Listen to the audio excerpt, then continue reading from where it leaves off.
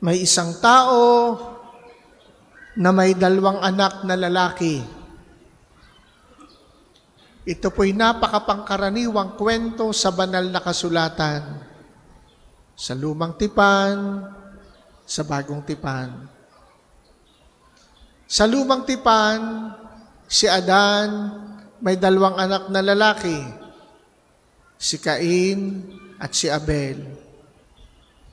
Si Abraham may 2 anak na lalaki, si Isaac at si Ismael. Si Isaac may 2 anak na lalaki, si Jacob at si Esau. At sa Bagong Tipan, alam natin ang kwento ni Jesus, yung kanyang talinhaga ng alibughang anak. May isang ama, may 2 anak na lalaki. Yung bunso, alibugha. At ngayon sa Ebanghelyo ni San Mateo, kwento na naman ni Jesus. Isang tao, may 2 anak na lalaki. Bakit maraming ganon sa Bible? Upang ipakita sa atin yung uri ng ugnayan, meron ang Diyos sa tao at meron ang tao sa Diyos. Yung tinutukoy na may isang tao, may isang ama na may 2 anak na lalaki, yun ay kumakatawan, sumisimbolo sa Diyos. At yung mga anak, sumisimbolo sa atin. Pwede tayo yung panganay, pwede tayo yung bunso. Tingnan natin, paano makitungo ang Diyos sa tao at paano tumugon ang tao. Simulan natin sa anak ni Adan, si Cain at si Abel. Sinong panganay? Si Cain. Yung nakababata, si Abel. Nagalit si Cain sa kanyang kapatid. Yung galit, naging pagkamuhi. Yung pagkamuhi, humantong sa pagpatay sa sariling kapatid. Cain killed his own brother. Anong ginawa ng Diyos? Pinagigantihan si Abel? Pinatay ba ng Diyos si Cain? Hindi. Iningatan pa. Pinrotektahan pa. Bakit? Kinonsente ba ng Diyos ang pagpatay ni Cain? Hindi. Ang totoo niyan, sa huling sandali, hinamon ng Diyos si Cain para talikuran yung kanyang iniisip na gawin sa kanyang kapatid. Anong gustong ituro? Una, binigyan ng Diyos ang tao ng kalayaan para magpasya. At ang Diyos laging nag-aanyaya na ang ating sundin ay siya. Pero tayo nananatiling malaya. Bakit hindi ginawa ng masama si Cain? Gusto ng Diyos ang tao magbagong buhay. Hindi gusto ng Diyos na ang tao mamatay sa kasalanan. Gusto ng Diyos tayo magbagong buhay. Kaya doon sa mga nagre-reklamo, minsan ganun din ako. Bakit kaya yung mga masasama hindi pa nawawala, hindi pa natutodas? Kaya siguro nagkaroon na kasabihang, bad grass never dies. Sapagkat ang Diyos nagbibigay ng pagkakataon sa tao. Sa kahuli-hulihang sandali, na siya'y tumugon sa kanyang paanyaya, magbagong buhay. Mahirap unawain. Mas madaling unawain ang mabuti, laging ginagantimpalaan. At yung masama, laging pinarurusahan. Ay kung ganun ang sistema, palagay ko walang masamang tao. Kung bawat sa pagkakasala ng tao ay parurusahan ng tao, nanira sa kapwa, nanloko sa kapwa, kumuha ng kaban ng bayan, ay mamalasing, mapuputol ang kamay, mabubulag. Ay wala nang gagawa ng masama. Nasaan ang kalayaan? Mahirap unawain, pero yun ang totoo. Ikalawa, ang anak ni Abraham, si Isaac at si Ismael. Si Ismael tunay na anak ni Abraham, pero sa ibang babae, sa kasambahay ng kanyang asawang si Sarah na si Agar. Bakit? Sapagkat ang Diyos nangako kay Abraham at kay Sarah na sila'y magkakaroon ng sariling anak, ay tila natagalan. Nainip ang mag-asawa. Gumawa sila ng sariling formula. Anong formula? Pinasipingan ni Sarah kay Abraham ang kanyang kasambahay na si Agar. Ay nagbunga ang naging anak si Ismael. But after some time, naglihi, nagbuntis si Sarah ayon sa pangako ng Diyos. At isinilang niya ang kanyang nag-iisang anak, si Isaac. Ba't ganon? Ang Diyos, ba't pinayagan niya na magkasala si Abraham? Ba't hindi agad ibinigay si Isaac nang hindi na nagkamali at hindi na sumama ang loob ni Sarah kay Agar? Ang totoo niyan, gusto ng Diyos ang tao matutong maghintay sa kanyang pangako. Magkaroon ng pasensya, magkaroon ng tiyaga. Baka doon nagkulang ang mag-asawa. Nainip na sila. Kaya sila na ang gumawa ng solusyon sa kanilang sariling iniisip at pinaplano ang magkaroon ng anak. Pero hindi yun ang plano ng Diyos. Sapagkat ang Diyos, ang tao, pinibigyan ng kalayaan. Pangatlo, si Jacob at si Esau, anak ni Isaac. Panganay si Esau, meron siyang karapatan sa pagiging firstborn. Nasa kanya ang birthright. Pero napakanino sa kanyang nakababatang kapatid, si Jacob. Bakit?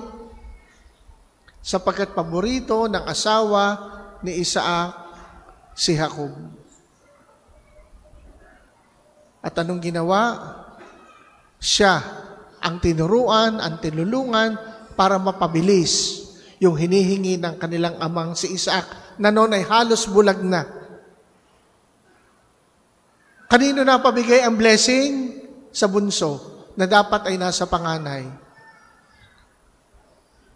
Kuminsan, gusto natin ang Diyos susunod sa pattern na alam natin. Ganito, so dapat ganito ang Diyos sa akin. Ganito, dapat ganito ang Diyos sa akin.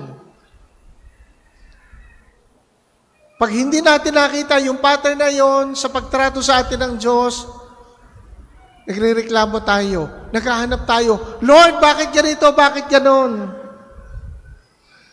Ang sarap sana kung madaling unawain ang Diyos at ang kanyang pamamaraan. Pero ang totoo, iba ang pamamaraan ng Diyos sa pamamaraan ng tao. Yung alibugang anak, yung bunso, kinuha yung mana kahit hindi pa napapanahon. Bumalik, nilustay yung mana. Anong ginawa ng ama? Sinalubong, niyakap, pinagkantinanggap, nagkaroon pa ng celebration. Ano nangyari sa panganay? Nainggit. Sumama ang loob sa ama. Nagtampo sa ama. Galit sa kanyang kapatid. Pero anong ginawa ng ama? Pinuntahan yung panganay, anak, ang lahat ng sa akin ay sa iyo. Pero dapat tayong magsaya at magdiwang sapagkat ang kapatid mong ito'y namatay, ngunit muling nabuhay. Tanggap ng Diyos ang kahinaan ng tao. Tanggap ng Diyos ang kasalanan ng tao, pero kailangan nating bumalik sa Kanya.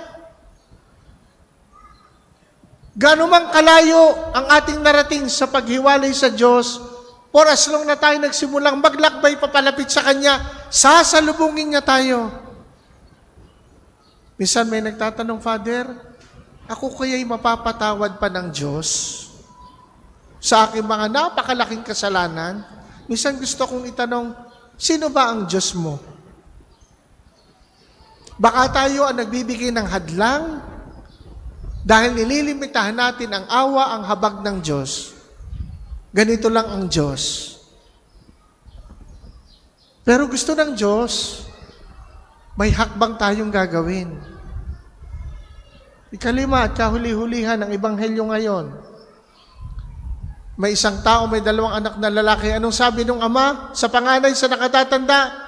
Anak, magpunta ka sa bukid, sa ubasan, magtrabaho doon. Anong sagot? Ayoko po. Kung kayo ang ina, kung kayo ang ama at sinabihan ng anak, ayaw ko po. Aba, ang batang ito, nasagot? Sinabi ng Diyos, wala. Hinayaan lang siya. Anong sabi ng bunso? Opo. Pero kapwa sila nagbago. Yung panganay na nagsabing ayaw ko po, nagbagong isip at nagpunta. Yun namang bunso, ang sabi opo, hindi naman nagpunta. Ba't ganon?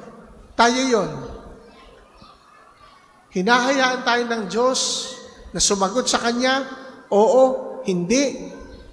At hinahayaan tayo ng Diyos na baguhin ang ating sagot. Ganyan tayo binibigyan ng Diyos ng kalayaan. At yung kalayaan na kaloob sa atin ng Diyos, kailan may hindi niya babawiin hanggang sa huling yugto ng ating buhay. Na yung kalayaang iyon pwede natin gamitin laban sa Kanya. Yun ang kalayaang ginamit ni Judas para kanyang ipagkanulo ang Panginoon, yung kanyang kalayaan. Yun ang ginamit ni Pedro ang kalayaan para itakwil niya ng 3 beses ang Panginoon. Mahirap unawain. Kaya wag nating iisipin na kinokontrol tayo ng Diyos.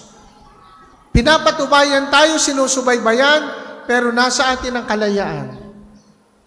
Kumisan mas mahigpit pa tayo mga tao sa pagkontrol sa ating kapwa-tao. Huwag kang aalis dito. Dito ka lang. Huwag mong kakausapin yon. Hindi ka pwedeng mag-cellphone. Ang ating Diyos, buong laya tayong hinahayaan. Sapagkat alam nyo, ang kakambal ng kalayaan, responsibilidad. At yun naman sa katapusan, doon tayo paghahanapan ng Panginoon. Paano natin in-exercise ang freedom side by side with responsibility. Pag marunong tayong umako ng responsibilidad, maganda man ang nangyari, sumablay man, paninindigan natin. Kapag tayo takot, magtuturo tayo ng iba. We will blame other people. And that is not being responsible. Kaya tingnan natin yung dynamics ng ugali ng ama at yung tugon ng mga anak. Again, sino yung amang tinutukoy, yun ay larawan ng Diyos. Sino yung 2 anak? Pwedeng ako, pwedeng kayo, pwede tayo akong panganay, pwede tayo yung bunso. Paano tayo tumutugon sa paanyaya ng Panginoon? Hindi lang kapag araw ng linggo nasisimba, kundi sa araw-araw na takbo ng ating buhay, may pagtawag ang Diyos. Sa inyo bilang mga magulang, bilang mga mag-asawa, sa amin bilang pari. Sa mga anak, paano tayo tumutugon sa paanyaya ng Diyos? Huwag po nating iisipin ang paralan ng paglilingkod sa Diyos ay kapag nasa simbahan. Ang unang simbahan, ang tahanan. Tinatawag tayo sa loob ng tahanan.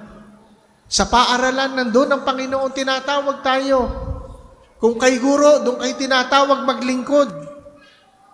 Mga magulang, doon sa loob ng tahanan at sa inyong mga trabaho. Mga anak sa tahanan, sa paaralan, o kung saan man kayo napapadpad, tinatawag tayo ng Panginoon. At wala siyang tigil sa pagtawag sa atin at sa paghihintay sa atin. At sa sandaling makita niya na tayo nagbabalik sa Kanya, katulad ng Kanyang ginawa doon sa alibugang anak, na aninagpalaan tayo, tatakbo siya, palapit sa atin, yayakapin at hahagkan tayo. Kaya mga kapatid, huwag tayong mangamba, huwag tayong matakot. But we need to take the step. We need to approach the Lord. Hindi pwede tayong parang si Juan Tamad. Nariyan na ang bunga, hihintayin pang bumagsak. Pipitasin na lamang, hihintayin pa at nganga na lamang. That's not the way to follow the Lord. Ang paraan ng pagsunod sa Panginoon, pag narinig natin ang Kanyang paanyaya, lumakad tayo papalapit sa Kanya. Ang pinakamaganda sana, doon sa sinabi ng Ama sa anak, Anak, pumaroon ka sa bukid, magtrabaho. Ang pinakamaganda sana ang sagot ay oo. At ang action, oo din. Pero at the end of the day, kung magkulang man tayo sa salita, ang pagbabatayan pa rin ng Diyos ay ang ating gawa. Humingi tayo sa Diyos ng biyaya na magsikap tayo maging consistent, maging palagian sa ating pagsunod sa Kanyang kalooban. Ang lahat po'y magsitayo.